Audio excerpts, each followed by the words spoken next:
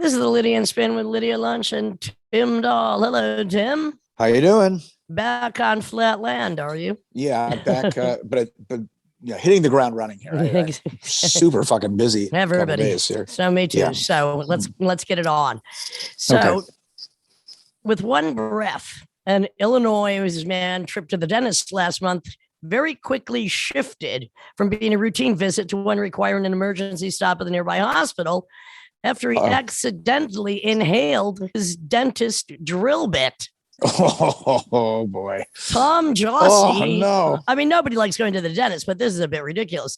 So Tom Jossie, 60, was in the middle of getting his tooth filled when his dentist informed them that he had inhaled a piece of the tool that he was holding a few inches from his face. Oh no. And so Mr. Jossie says, I didn't really even feel it going down. All I felt was a cough, the 60-year-old maintenance worker told the news outlet. And later at the hospital, the doctors were able to confirm that, yep, he actually did inhale. He didn't swallow. He inhaled the 1-inch bit. And the doctors determined that it became lodged in his lung after he inhaled it and proceeded to cough. So how is Jossie spelled? Is that a bad pun? Jawsies. Anyway, they helped to, they did get it out. They were at first fearing that they weren't going to be able to get it out of there, but they decided to attempt the retrieval with a new device, one which until that point had primarily been used for detecting early cancer. So they used this catheter-like tool to go through the narrow passageways of his respiratory tract, and were able to successfully grab onto the metal without causing any extra damage. So Mr. Jossie now admits that, and I don't blame him, he now keeps the drill bit, on a shelf in his home as a trophy of sorts to commemorate the whole experience that could have seen part of his lung removed had it not been for the ingenuity of the doctors at the medical center in Kenosha, Wisconsin. Have you ever choked on anything? You ever been like, oh, honey, boy, this is it. Nah, never needed the Heimlich remover, and I have a very good, or I have no gag reflex. Try me sometime. I dare you. When I was like 6 or 7, I had like a babysitter, and she gave me like a lifesaver or some kind of candy, and I inhaled it, and she bent me over and in an act to save me, and she basically slapped my back until I coughed it up. So she kind of saved my life on that occasion. I only cough on ghosts. I mean, I've seen choke on ghosts.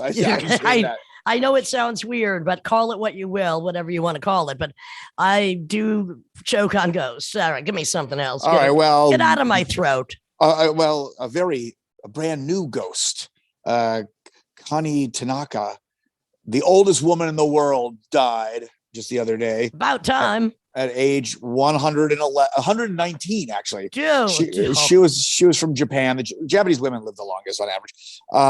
Yeah, because they spend the last 50 years of their life rejoicing that their husbands died a long time ago. Well, it's funny you say that, because she married her husband 100 years ago. And when she was 19, and he had some like noodle company or something. But she said she stayed. Her favorite things in life were board games, chocolate, and math. She liked math equations. So she just did all those all the time. Obviously, she couldn't figure out how fucking old she was, because anybody that lives to 119 has got to be in some kind of pain. Don't curse me to that. God. I know. Well, another person died now about how's my math right now? About 30 years younger, 40 years younger. Excuse me. No, 30 years. God, my math's a little dull today. 30 years younger, roughly. Orrin Hatch died. And that fucking guy. No great loss. Yeah, exactly. He was a staunch conservative and was basically against everything that just we are as a society. I don't get those guys. Well, go ahead.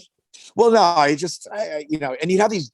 He was actually really good friends with Ted Kennedy, but that just shows the fraternity that they're all related. Related. When Ted was dying, like, he would do these kind of patriotic songs. Orrin Hatch would write these like American songs. I don't know, they're garbage. Anyhow, good riddance, Orrin Hatch. Yeah, great to never have met you. Yeah, exactly. I love this kind of stuff. 4 winners, I'm only going to talk about 2 of them, were crowned in the environmentally focused Prince of Wales Terra Carta Design Lab for this year. And the initiative invites London Royal College of Art students and alumni to design solutions to the climate crisis. So among the winners, I thought these 2 were very, very interesting. Zelp, I could have been more creative with their name. They've devised a wearable device for cows to neutralize harmful methane. Now cows are wearing masks. So Zelp describes itself as an agricultural service that wants to reduce harmful gas emissions while improving animal welfare. And we know that, methane from animals, I mean, it is a major pollutant. So cows and other farm animals release an amazing amount of methane through their burps and farts. So as the cattle exhales, Zelp has the methane travels through a catalyst where it's oxidized and then released into the air as CO2 and water vapor. So it precisely tracks methane reduction and key data for farmers and for efficiency and fertility metrics. I think it's a great device. If only our own face masks had another use other than having us breathe our own breath. The other one I thought was really good was the Tire Collective. That's TYRE. Tire wear, fragments of vehicle tires that are worn off in transit, when cars are going down the highway, is the second largest microplastic pollutant. Who knew that? Whoa. After single-use plastics. So these rubber particles, they're so small, you can't see them, but they travel through the air and can be breathed in. Hello, yes. As they are, yes. As we do. So a firm called the Tire Collective is developing a patent-pending device that captures tire wear at the wheel before it can be propelled into the surrounding environment. And so they have this attachable filter that uses static electricity to attract the fragments, like static, when you rub a balloon against a sweater. So, which I think is great. So they're spearheading the capture and monitoring of tire wear and exploring upcycling it into new products, such as much more ultra robust tires. I think it's fantastic. Amazing. Again, it's like we were talking about last week.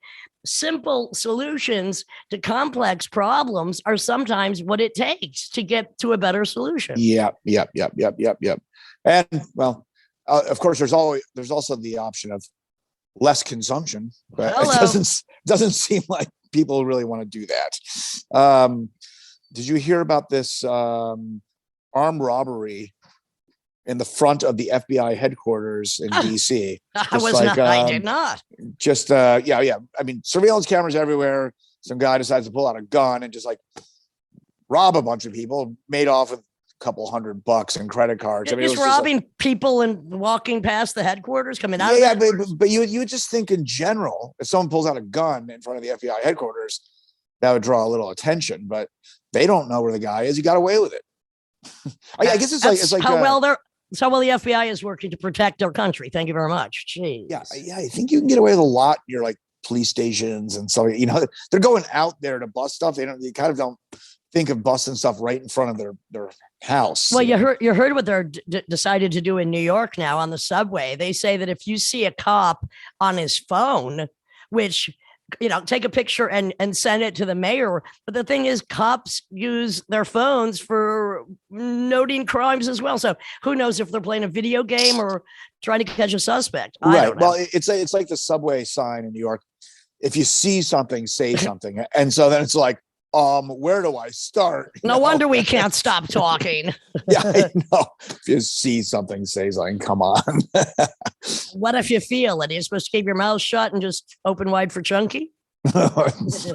Whatever it takes. Whatever it takes. Well, you got something else for us, Tim? No, unless you want me to talk about war and no, I don't. So anyway, let's talk about something that directly affects me. Scientists claim forgetting is actually a form of learning that helps our brains access more important information. And I will quote Bowie again, my brain hurt like a warehouse. There was no room left to spare. So many thoughts in there, everything in there. So thus argue researchers at Trinity College Dublin and the University of Toronto. They say that forgotten memories are not really lost. They're just made maybe temporarily inaccessible, that our brains decide which memories we are to keep and which we will lose access to. And this gives us behavioral flexibility by letting us ditch irrelevant experiences. Although I've ditched many pretty relevant experiences, they just went out of my head and never came back in. So the findings suggest that it may be possible to, like, instead of our memories actually decaying with time, forgetting is an active form of learning that helps our brains to access more important information. So they're not really gone, they're just somewhere else. They're stored permanently in sets of neurons memories, with our brains deciding which ones we should access. So, and these choices, the scientists say, are based on environmental feedback. So theoretically, they allow us flexibility in the face of change and better decision making as a result. So this could actually lead to new ways to understand and treat memory loss associated with, like, Alzheimer's. Well, that's the thing. It's like Alzheimer's. I was just about to ask that. It's firing in the wrong places. And that's why you'll have like a person who's senile, like, bring up their like high school prom or things that they never even had. So the Right. doctor, according to Paul Franklin at the University of Toronto, he said memories are stored in ensembles of neurons called engram cells, and successful recall of these memory involve the reactivation, in other words, as you just said, the firing of these ensembles. So the logical extension is that forgetting occurs when they can't be reactivated. So memories themselves are still there, but you just can't unlock them. It's unfortunate. Exactly. So because the rate of forgetting is impacted by environmental conditions, also, they propose that forgetting is actually a form of learning that alters memory accessibility in line with the environment and how predictable it is. So there are multiple ways in which our brains forget. I've got any number of them, but all of them act to make the engram, the physical embodiment of a memory, harder to access. And, yeah, some things, you don't have to remember everything. So you just don't have to. But what's interesting is our guest today on the Lydian Spin with Lydia Lunch and Tim Dahl, Edgar Oliver. A lot of his work is based on memory and recall about his real life, and especially concerning memories about his mother. And he's going to be doing a few readings for us today in our latest adventure in the Lydian Spin. Very interesting character. Welcome, and may I introduce Edgar Oliver.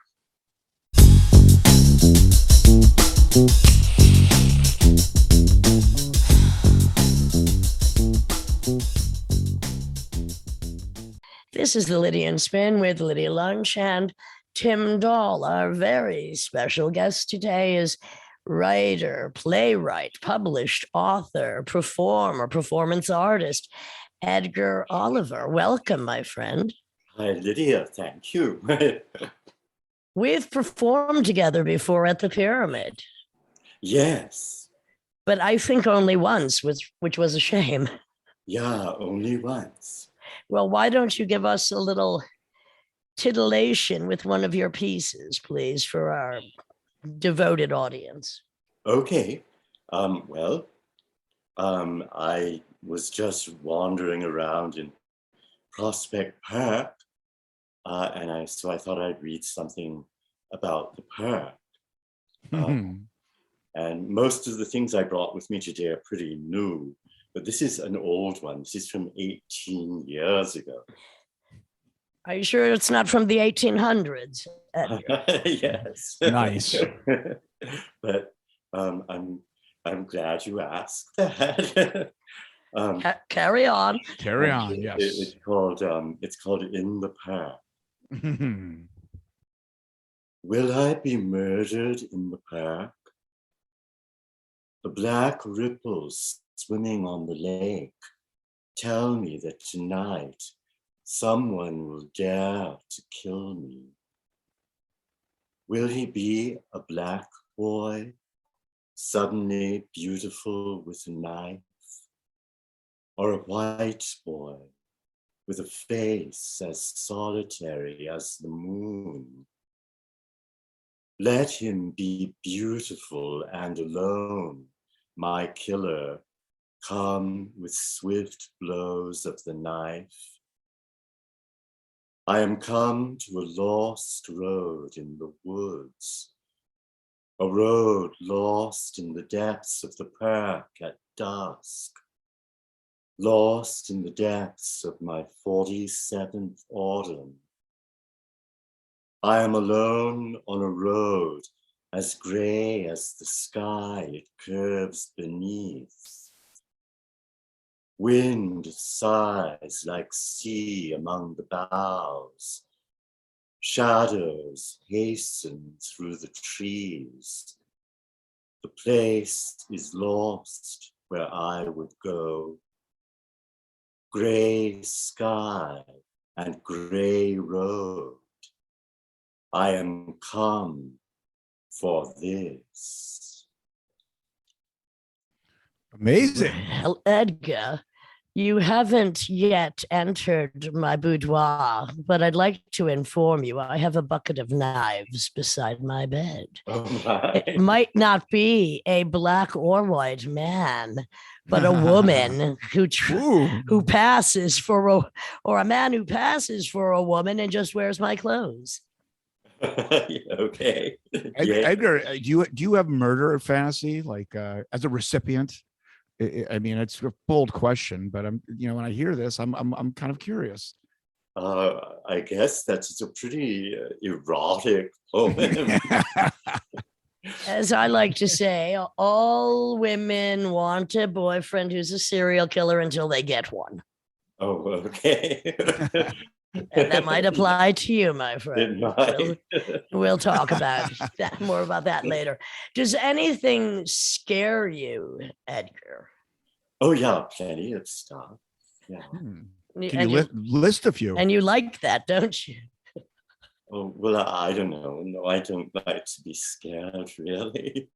Well, don't you think you scare other people? I don't know.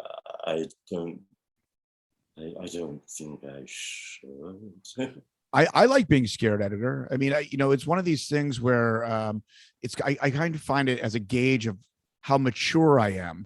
And children love ghost stories and horror movies, and I kind of just gravitate towards being a little, not scared to the point where I'm just kind of catatonic and ruin my life. I like a little flame under my ass of just kind of I'll terror. Gladly light a flame under your ass, Timothy Seymour Oh Dahl. my God. But as somebody that's only been frightened for 20 seconds in the multiple decades I've been alive, I do and have sought things that might give me that little excitement. Well, buzzkill in the literal sense. So Edgar, you were born in Savannah, Georgia. How long did you stay there? I grew up there. I lived there until I was 18. Okay. That's a pretty haunted city. Did you ever have any paranormal experiences there? Any what kind of paranormal experiences? Oh, ghosts. Well, not really, but the whole town does seem quite haunted. If any town seems haunted, Savannah does. It's supposed to be the most haunted city in America for whatever. I thought that was New Orleans, but they're close. They're close. Well, what I say about ghost is, what is a ghost but too much energy? Yeah, so maybe I am a ghost. Yeah, it's haunted by its inhabitants. Oh, there you go. Well, I mean, also, the Battle of Savannah, that was a pretty brutal one. And that's where Pulaski died, the American soldier in the Revolutionary War. He was shot in the dick. That's how he died. Oh. Yes, that's how he died. He had it was a buckshot, some old school like Revolutionary War era buckshot, like a leather sack full of like glass and nails, and it went right into his genitals. He didn't die immediately. He kind of just slowly bled to death over 3 days. Not a great way to go. No. Oh, I'm not so sure it's the worst way. Pulaski. Pulaski, he's Pulaski, that's horrible. Yeah. He killed a lot of more people before he got his dick shot off. So he's, I guess, what goes around comes around. Oh, okay.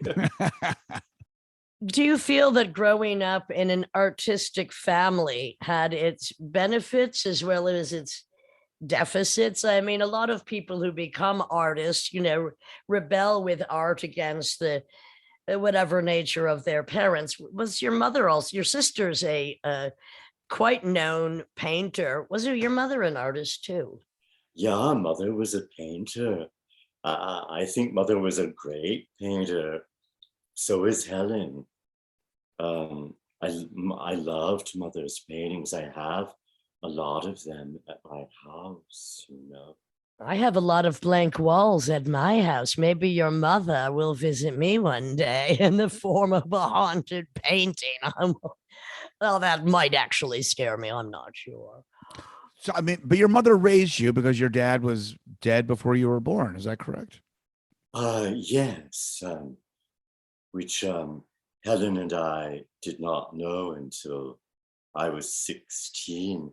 Mother told us that our father had died when I was a year old of a heart attack. But then when I was 16, we found out that our father had died 2 months before I was born of a morphine overdose. Was that traumatic for you to find that out? Well, Helen and I were very excited about it. Wow. We thought it was very romantic. It was more dramatic. Very Edgar Allan Poe-ish. And, I feel that I don't know why they don't replace all of these new horrible opiates with something like morphine, which taken in the right amounts actually does relieve pain. Well, and sometimes only death will relieve one's pain. Although I had one doctor tell me once, I'm like, so are you telling me that my pain, an operation won't get rid of it and I might have pain post-mortem? He said, I can't answer that question. You're on your own. I'm like, asshole. Oh, thank you. You cocksucker. So did your dad, I mean, did you, from that point on, just ask your mom a ton of questions? I mean, did he suffer from an opiate addiction, or was it just some kind of weird fluke? What was happening there? Mother still did not tell us very much about our father. And in some ways, I don't know that much about him, except that everybody who knew him found him to be very fascinating. But I think that he and mother were both fellow misfits, who found one another, which I think was very beautiful and lucky for them that happened. And so happen a lot with misfits, that they find fellow misfits. Well, I mean, so I mean, are there characteristics in you that have nothing to do with your mother, and you're like, I think that must be this father in me this person I never met? Are there characteristics that you and share that are just clearly not your mother's?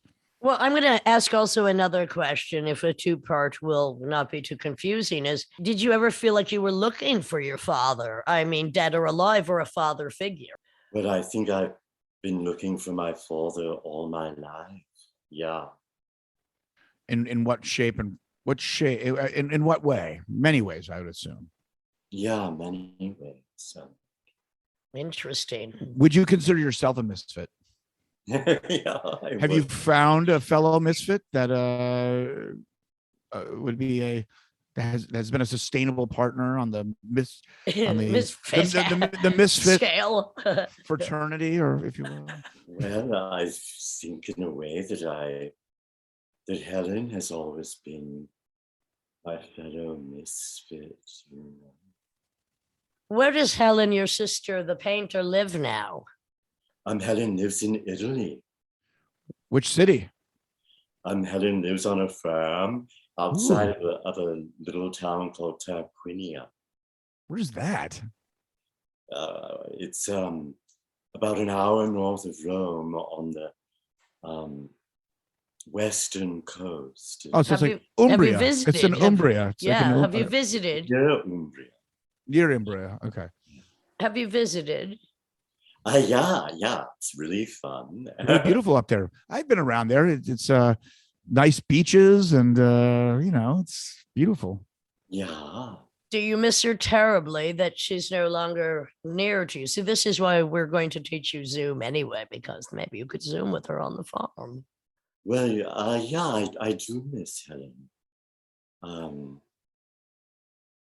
And Do you have a cat, Edgar? Not right now. I have had cats all through my life, but right now I don't. Well, why don't you get a little kitten? Well, I probably should. Edgar, my experience, now I'm not a native Georgian, but Georgia can be a little aggressive. There's just there's kind of an overtone when I'm there. That's like, you walk down the street and someone just has a shirt that says like, fuck you, like that's kind of normal there. I know it's generalizing, but my brother lives there, for instance, and I just kind of get that vibe. Did you have to deal with any kind of aggressive Georgian violence or behavior aimed towards you or Helen or your mother, considering it's a family of misfits? We led very sheltered lives, very sheltered childhoods with our mother. So we didn't really experience anything like that, except that when we were growing up on 36th Street, we went through this stage where every night mother would make us all get up and talk to the Ouija board. The Ouija board. Okay. Yeah, and the Ouija board would always say, don't go to sleep. There's a killer coming. Tonight is the night of the killer. And out the window, and this strange car would be driving by over and over again. Is that not, but isn't that a paranormal experience? I mean, if the Ouija board telling you about this? It wasn't exactly normal. And we'd stay up all night waiting for the killer to strike. Have you ever? Mother would say, "We have to get out of here." We'd run up and jump in the car and zoom off to a motel and spend the night in a motel. Oh, well, then you wrote that fabulous piece about your mother being a killer with a car. Yes. Running people over. So did you just transfer that fear into one of your stories for the stage? So. How old were you when you started writing, Edgar, whether it was poetry or stories or plays, of which you've written all the above? When did you start? Did you start as a child? When I was a child, I wanted to be a painter, a visual artist, because mother was, and that was kind of what mother raised Helen and me to be. But when I was like around 15, I realized, I just admitted to myself that Helen was so incredibly talented and as a visual artist, and I just wasn't really. And well, you have to know what your strengths are. And I wanted to be an artist, so I decided to write. So how old were you when you came to New York then? When I was 21. When I was 18, Mother and Helen and I all left Savannah. We left there planning never to return. Whoa, was there a specific event that went down? No, Mother just wanted always to get out of Savannah, and she raised us to want to get out of Savannah. I love Savannah, but at the time, we really did want to, see the world and go off, and so we left. Where did you go? And Helen and I wound up running away to Paris. So you left your mom, you ran away. How old were you at the time when you did that? 18. So when quote unquote mother was like, we're all leaving together, you were like, no, Helen and I are leaving on our own. Is that basically what happened? We did all leave together. We left and went to Washington, DC. And then from there, Helen and I vanished, and went to Paris. Was there a runaway notes, or did you just disappear? And yeah, we wrote Mother a letter. Okay. And posted it from Virginia, saying that we Ooh. were staying on a farm in Virginia. Oh, you lied! Wow. In a week or something, and then we wrote Mother from Paris, and She said we're in Paris and we never want to see you again. Horrible of us to Wow. say. Well, we have. Thank God, Mother forgave us for that eventually. I did the same thing. I left a note on my bed, climbed out the basement window, and went to New York, and then called them a few weeks later and say, "You might never see me again, and I'm fine. Don't look for me." Wow. Yes. I mean, Edgar, I mean, in the era of the internet, I mean, it's just a lot less romantic and people can track you down pretty quickly. I mean, the fact that by the time your mom got that letter from Paris, that must have been a month or more. I guess so, yeah. At least 2 weeks. And what did you do? So you arrive in Paris. What do you do? You're straight out of Savannah via Washington to Paris. I mean, what was your first, what did you do? Well, we did have some money in trust from our father, and we'd written secretly to the bank asking that the checks be sent to us and not to Mother. You conspired, nice. So we did have that to, count on, thank God, because we were not prepared to earn money, that's for sure. And we went to the American college. We were students there. What did you study? Art history, because it was the only thing that we knew anything about was painting. And what was your favorite part about being in Paris at that time? Was that in the 70s? Yeah, that was in 74. Well, that's where we learned to drink red wine and smoke cigarettes and hang out in cafes and become bohemians. No, we were determined to be bohemians. Oh, wow. But little did we know that in retrospect, the most bohemian person in the world really was our mother. But we did become bohemian Parisians. Did you get an apartment immediately, or how did you? Yeah, we did. We found it. So as an American 18-year-old, just like went into Paris and just got an apartment. Different times as well. It was easier to get apartments anywhere at that in 74 in the 70s. You had the money, you got an apartment. Yeah, we just wandered around and we found we were walking down the Rue du Cherche Midi, and we were knocking on doors, and this little French lady married to an Italian man said, "Well, I have an apartment in this courtyard," and showed it to us, and it was beautiful, and so we rented it. Try to do that now, my friend. Good luck. It's not going to happen anywhere. It's very difficult to rent anything at this point. It's unaffordable. You have to stay where you are. So when you were in Paris then, is that when you really began working on your writing, on your plays, or were you just studying? Is that when you got the germination that you must start performing? Well, I didn't start performing until I got to New York when I was 21. I guess in Paris, we just drank and smoked and were bohemians, Fantastic. So now you get to New York, and this is now what, 77? Yeah, 77. Right about the time I arrived here. And so what did you do? Now you're in New York, when apartments then were $150 or less.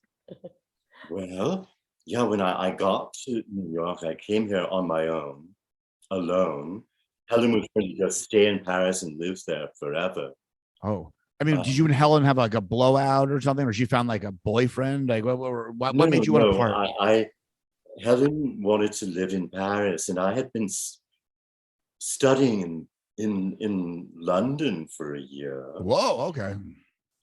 And in London, I just decided, God, I should come to New York. I just wanted to see what New York was like.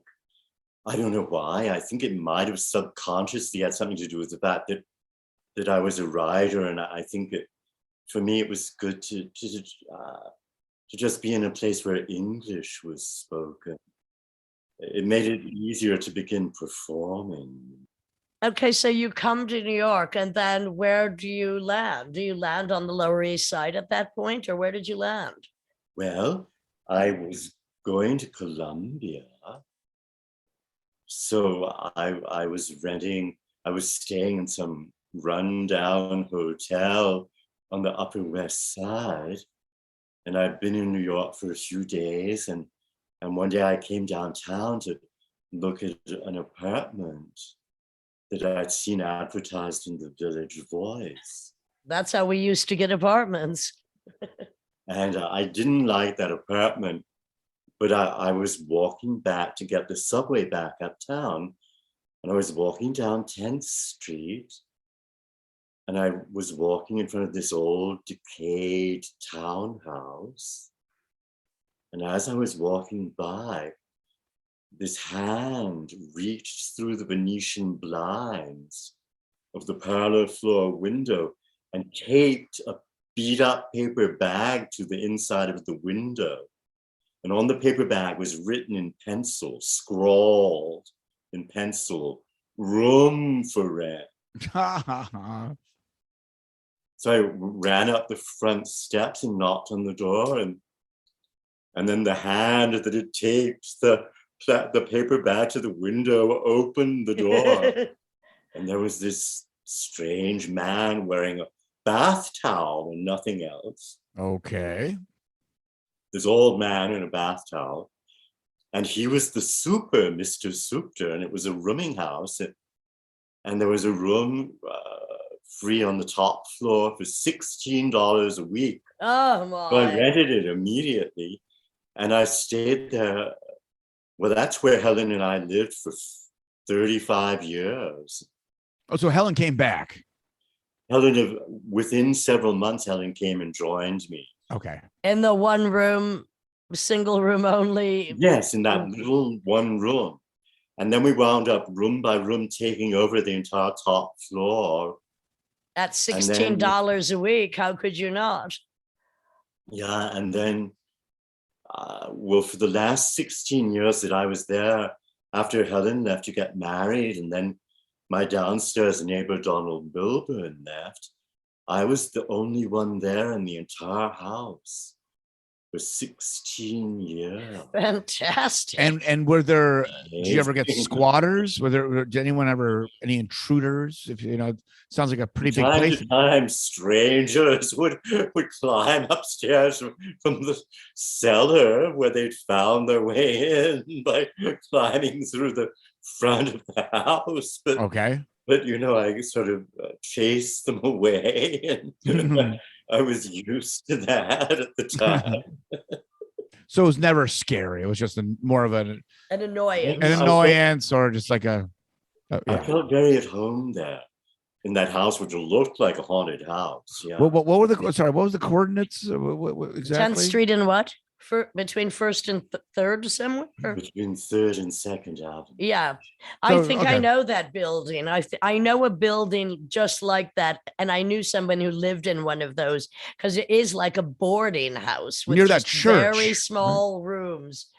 There's that church right there, right across the street. Right on that block. Yeah. So Edgar, when did you decide that's it? Now you're in New York. You're paying $16 a week rent. You have to start performing. I mean, were you going to the downtown clubs? Well, I guess for about 2 years, Helen and I didn't know anyone. We were very isolated and shy. And then one day, somehow, we found the pyramid.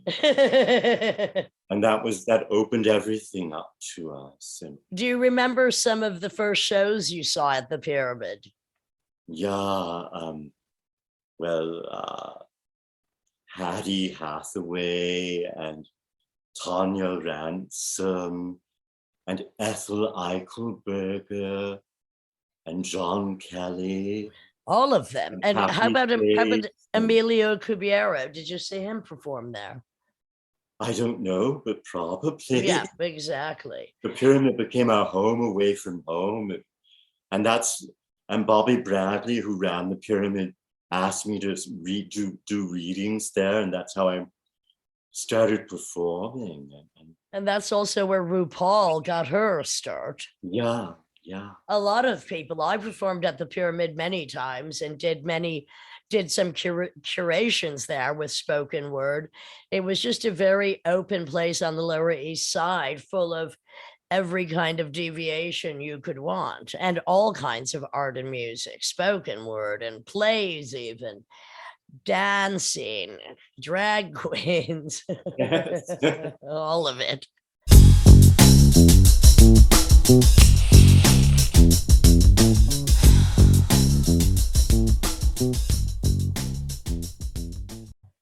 Once more, we have Edgar Oliver reciting a piece for us at the Lydian Spin with Lydia Lunch and Tim Dahl. Thank you, Edgar. Yeah. So, this next piece is pretty recent. I wrote it, I think, summer before last. During the pandemic. During the pandemic, yes, while the Brooklyn Public Library was still closed. So it's kind of about the Brooklyn Public Library. It's called The Man in the Library. The Brooklyn Public Library is a home for lost souls. I wonder where they are now.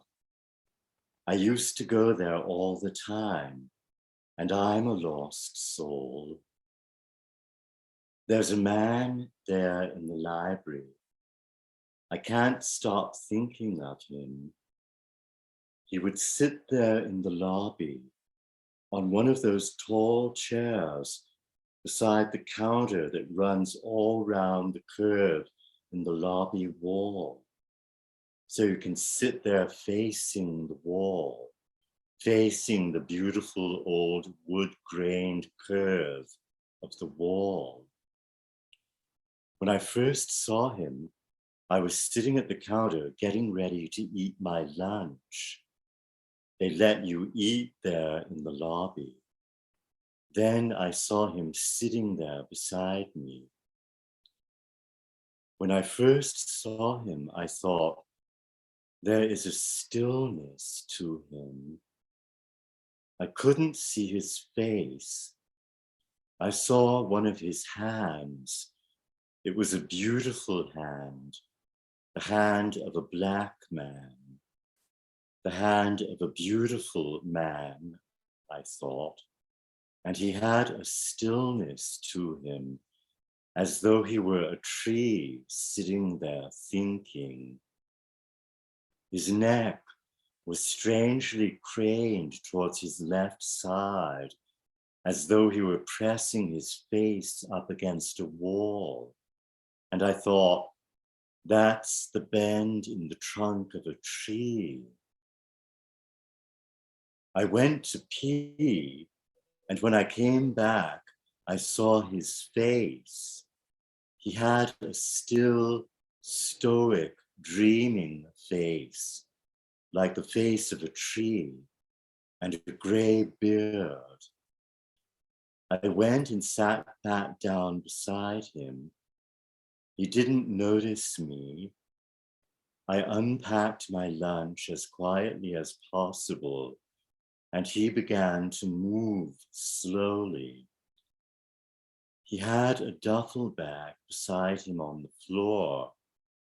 Slowly, he bent down, and with one beautiful tree hand, he fumbled open the duffel bag and drew out a metal bowl, and one by one, a metal knife and metal fork, and a can of tuna, and a jar of mayonnaise, and a package of Sunbeam white bread, and a can opener, and he made himself a meal.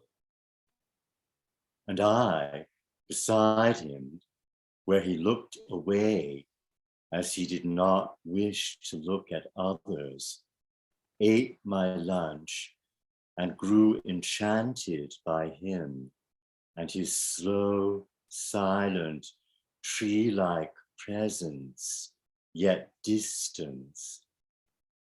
And then I left and went to prospect her. And after that, I began to see him almost every day in the library. And if I didn't see him, I missed him terribly. And I would think, well, he must be sitting in some other part of the library. One night, when the library closed, I was walking up Eastern Parkway on my route round the botanical gardens to get the train back home. I saw him there in the rain. He was dragging his duffel bag. He had it in an old grocery cart. The cart had only 2 wheels, so he was dragging the cart tilted up on just those 2 wheels in a most ingenious way, dragging it by a rope. He seemed very at home in the rain. As he was walking very slowly, I had no choice but to overtake him. I walked by him without looking at him, but when I got in front of the Brooklyn Museum, where there's a construction site by the entrance to the subway, I looked back. He had vanished into the shadows somehow. A few nights later, I was seeking shelter in the McDonald's on Empire Boulevard by the Flatbush Avenue entrance to the park. That McDonald's is another refuge for lost souls. As I sat there, I thought of him and I wrote this poem. It's called Man in the Library. It's raining outside. I'm in the McDonald's. I wonder where that man is who sits in the library, who sits in the library like a tree. Where did he go in the rain? Did he go with his duffel bag up Eastern Parkway, round the curve in the road to the Brooklyn Museum? Is he there, pressed up against a wall in the rain? Perhaps he went down into the subway and is down there somewhere. I wish he were still by the museum, pressed up against a wall in the rain, dreaming like a tree. I still wonder where he went. I wonder where he is now. And as I sit here writing this, I look up and there is one of my mother's paintings hanging on the wall. One of the last paintings Mother did before we all 3 left Savannah for good. It's one of my favorite of Mother's paintings. It's of an old wooden house with a gnarled tree rising beside it. All round rise tangles of what look like overgrown brambles. Beside the house is an old wooden wall. There's a mysterious figure on the porch of the house, and in front of the wall is a man walking by. He's walking away. He's mysterious too, seen from the back, walking away. He's wearing an overcoat and carrying a satchel under one arm. And in his other hand, he's walking with a cane. And I think, gosh, he's that man in the library. He's that man. I've loved him in that painting all my life. He's in lots of mother's paintings, walking away. And then I think, gosh, I'm that man too. I've grown up to be that man. I'm that man who's always walking away. Lovely. Edgar Oliver. Edgar, your stories, I don't want to call them in the tradition of Southern Gothic, because in a sense there's something Gothic about them, and there's something always intrinsically creepy. And when I say the word creepy, that is the highest compliment I can give, because I am a freaking creep. And I was wondering if you would take that as a compliment from me, because I am a freaking creep.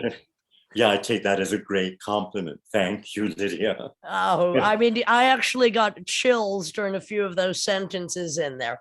So who were some of your influences? Who were some of your literary influences when you were younger or even now? Well, you know, one of my favorite writers was Flannery O'Connor, who I guess is in her way a Southern Gothic writer. You know, I think she's a really great writer, and she was one of the first people who made me want to write. And I must admit that Edgar Allan Poe is a great influence too, and a great inspiration. Oh, that's your also share the same name. What about Carson McCullers or Cormac McCarthy is one of my favorite writers. Carson McCullers was a real influence on me. And I didn't discover Cormac McCarthy until a few years ago. Blood Meridian, Child of God, amazing. Yeah. I also loved, tending more to the Brutarian side of literature, Harry Crews, of course, especially his biography his biography, which was fantastic, where he talks about falling into a vat where they boil the skin off of pigs when he was a child. I don't know Harry Crews. Well, we'll talk about that later then, I think. Okay. What about just living in downtown New York since '77? What about any characters? I mean, obviously you found this tree man in the library and near Prospect Park, but are there any characters that had a big influence on you, just as personalities and people you would interact with? Well, and also, Tim, the second part of that sentence is, the word is, Edgar, that you're quite a wanderer on foot and subway of many parts of the city. And so your last tale that first of all, your first story was about Prospect Park. Then this is about the Brooklyn Library, but you're quite a wanderer, aren't you? And as you went back and sought someone that actually had been walking out of your mother's painting, I guess there's a two-part question. How often do you wander? Are there favorite parts of the city, and are there characters? And I'm going to say, when in 77 or 78, there were quite a few homeless characters down by Grand Street. There was the nose, who had a nose almost falling off from alcohol. There was the foot, who had one swollen foot. And there was Miss Diana, who wore two wigs on top of one and professed to be Diana Ross. But those were real characters. Yeah. Gosh. Well, I guess, first of all, just everyone that I saw perform at the Pyramid inspired me. especially I'd say, well, Ethel Eichelberger really just I admired so much, and yeah, it's true that there used to be amazing homeless people wandering around the Bowery. There was a man who always had a tree strapped to himself. And he was like a wandering tree. Another tree man. Yeah, I loved him. I don't know. I do love to wander. It's true. Well, Tim and I love to travel. We're nomads. We're road dogs, actually. We're road dogging all the time because we don't like, I mean, I don't mind sitting still. Have you ever been physically assaulted wandering the streets of New York for the last 55 years? Is it 45? I've certainly been mugged. Yes. Oh, wow. Did Quentin Crisp ever perform at the Pyramid? I don't know, but he's performed all over downtown, like at the House of Candles, and he used to perform regularly with Penny Arcade. So Edgar, you burst yourself into the pyramid scene and where you were welcomed, and then you kept writing plays, and La Mama put on quite a few of your productions.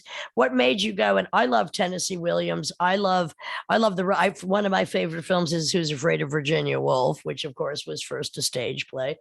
How did you transfer from just the parables, the stories, to plays, and suddenly La Mama and various other people are actually putting them on, which is fantastic. And of course, we know that at that time, things were very open and receptive to weirdos like us. Yes.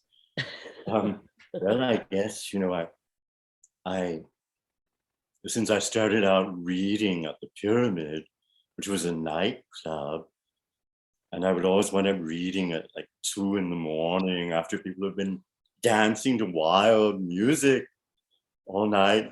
My readings had to become like performances. And so they became like dramatic monologues.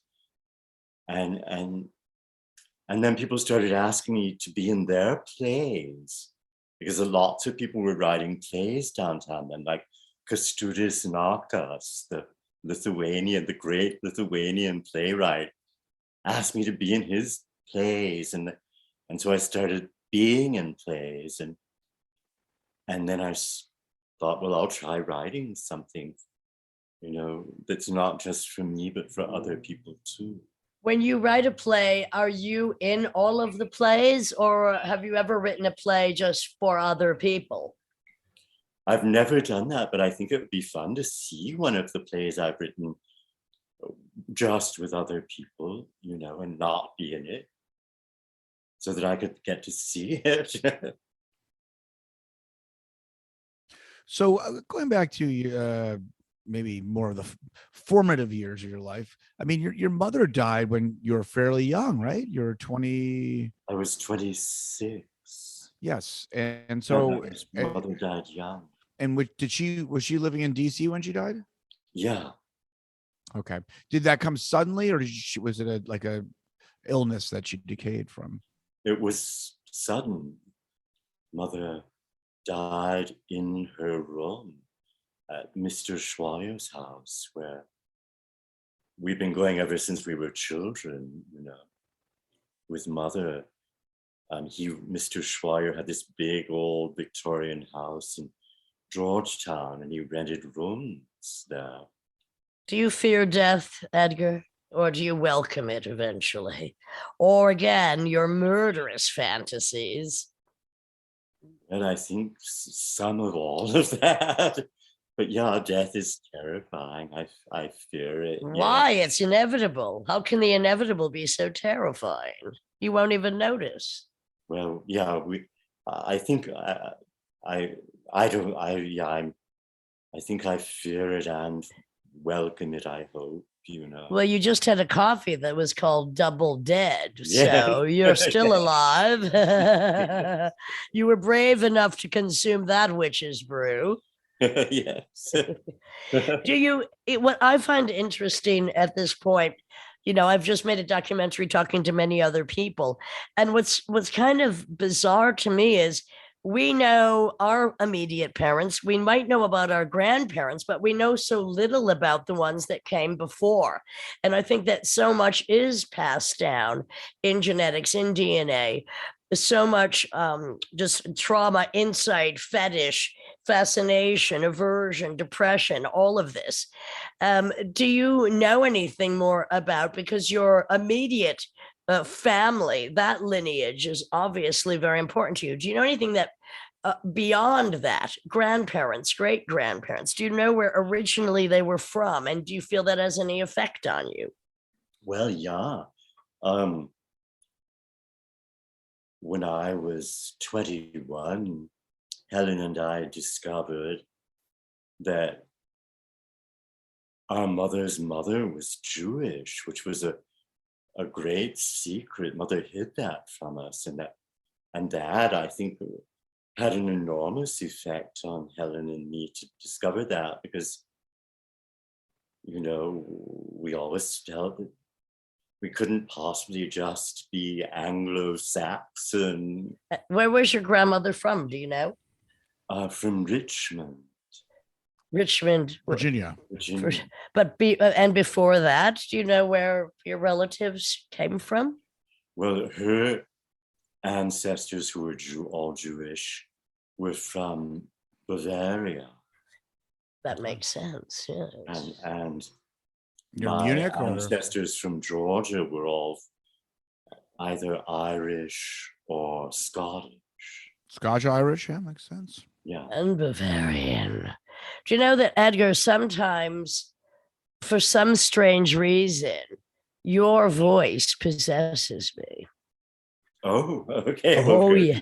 Oh, sometimes I just begin speaking like you, and I don't know what it is. I was like, what if suddenly Edgar's voice possesses me? Well, I'm very glad.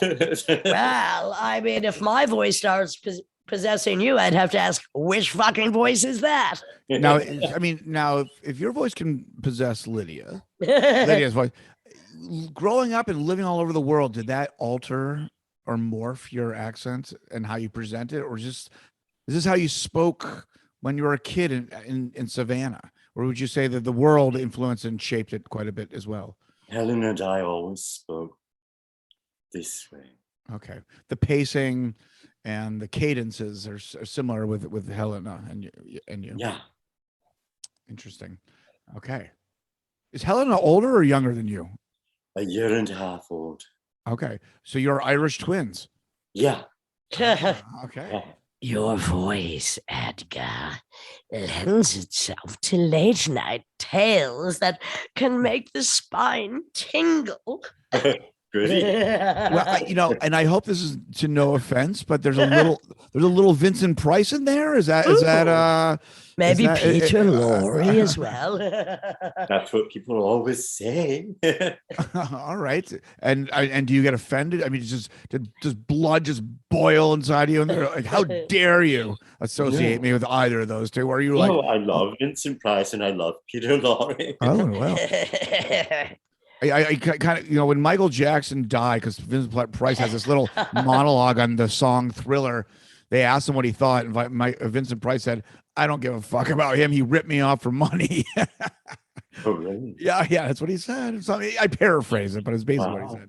Well, Vincent Price was a classic. Of course. And and Edgar, I consider you a classic. And they don't really make many classics anymore.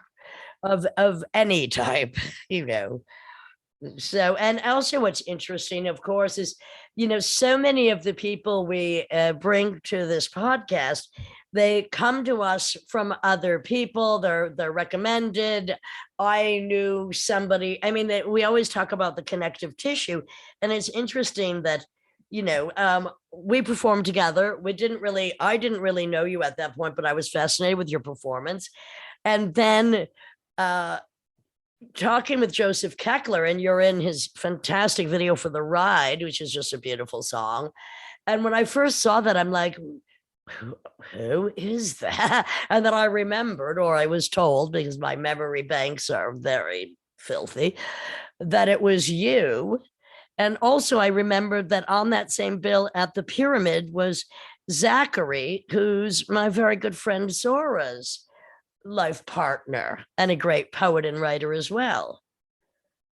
So these circles just, continue to carry on, which is why it's so interesting to do the Lydian spin. And we are so thrilled to have you on it. Do you have another piece you might want to end with? Do you have another short piece? Sure. Okay. Pull it out in a matter of speaking. Okay. Pull it out and stick it in. This piece, in this podcast. Be gentle with him. He's drinking Double Dead coffee. Ooh, all right, I will. In the other room from me, where I plan on showing Edgar my bucket of knives. Ooh. Beside my bed. It's going to get a little wild there tonight. I'm giving myself goosebumps. Nice. Did you bring any poems besides the one you already read in your piece about the library? Yes. How about a nice poem to tie this up? Before I tie you up and break out the bucket of knives and see if you are really scared or you're just fooling. Uh-oh. Okay. This is called At the Lefferts House. The Lefferts House is an old farmhouse that's in Prospect Park. I'm sitting on the back porch of the Lefferts house in the rain. I've just had a fried chicken picnic. It's growing dark, the middle of October, 2 weeks to Halloween. I feel like the Lefferts house is my house. In the rain, I have the whole place to myself. I wonder how long it's been since someone lived here. I feel like a young boy sitting on the back porch in the rain. A boy who is sorrow.